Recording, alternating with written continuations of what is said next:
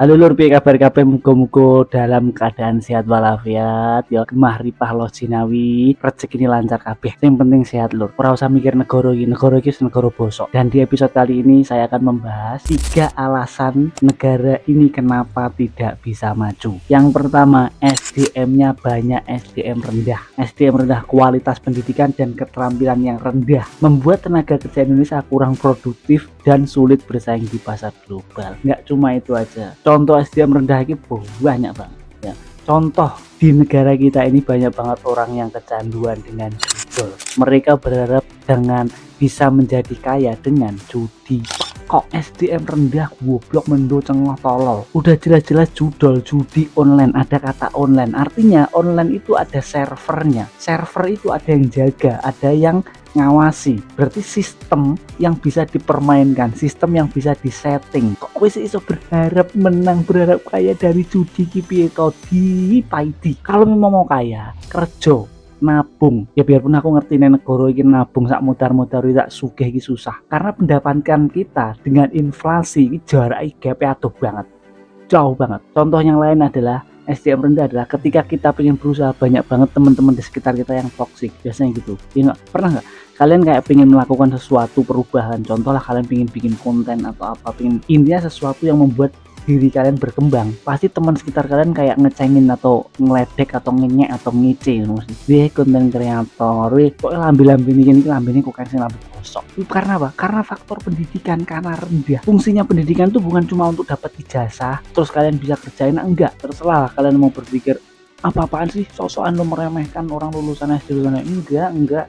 Ya, pendidikan itu bukan tentang siapa lulusan SD, lulusan SMP, lulusan SMA, tapi tentang pola pikir. Ya, kalaupun kalian seandainya nggak sekolah, nggak lulus SD, nggak lulus SMA, tapi kalau kalian circle kalian orang-orang berpikir secara cerdas, ya kalian pasti akan ikutan cerdas. Kan udah ada logikanya. Kalau orang yang bergaulnya dengan tukang minyak wangi, dia akan ikutan wangi, kan kayak gitu. Terus kemudian penyebab atau alasan kedua negara kita tidak maju adalah pembangunan kita tidak merata. Coba lihat, banyak banget berita-berita viral kan. Contohnya yang terdekat kayak jalan-jalanan di daerah belum bagus, bertahun-tahun nggak direnov, nggak dibenerin gitu. Tapi yang selalu mendapatkan perlakuan khusus itu selalu pembangunan tuh di pusat kota, di Jakarta, di Surabaya, pokoknya kota-kota besar. Apalagi kota-kota terpencil, apalagi kayak kota-kota yang enggak, ya Allah, yang tidak terpantau dari pusat itu loh. Sebenarnya ada dana pembangunannya, tapi saya tahu lah, kita semua satu pemikiran lah, arahnya kemana dana-dana ini, karena yang memang tidak terpantau ya, pembangunannya tidak merata. Itu yang menyebabkan juga salah satu negara kita susah untuk maju, lebih maju ya. UMR yang gede di Jakarta tok, semua orang ngumpul ke Jakarta macet, pas giliran di Jakarta dikata-katain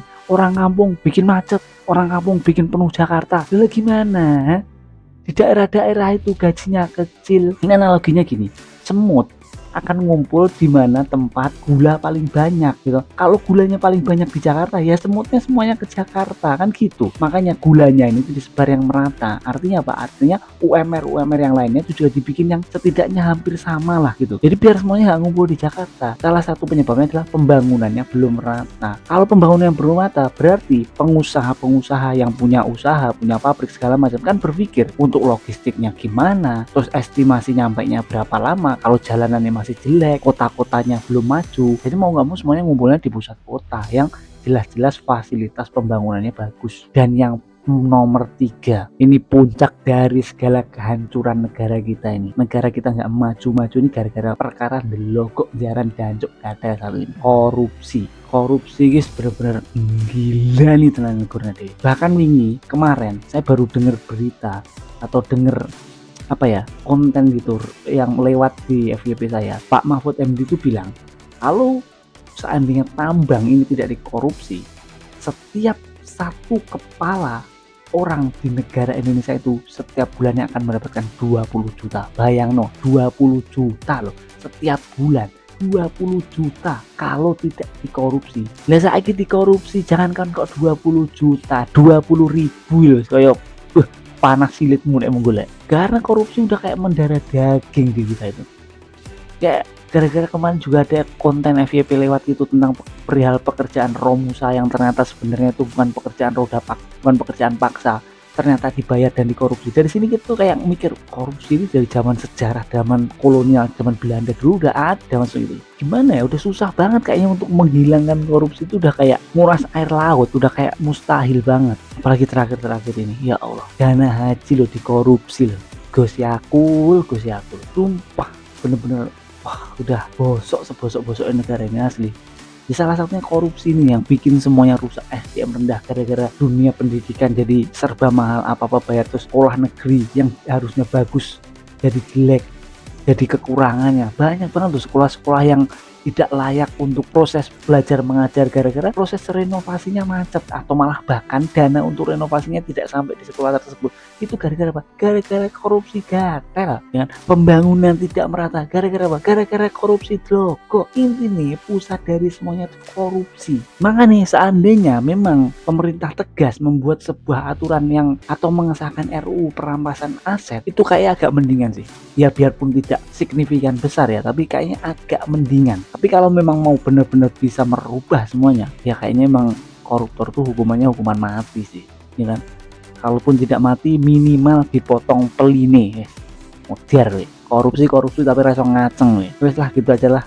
Ini untuk awal-awal kita bahas yang ringan-ringan dulu aja lah. Itu dia 3 alasan negara kita tidak akan pernah maju. Menurut kalian ada alasan lain nggak? Coba kalian tulis di kolom komentar.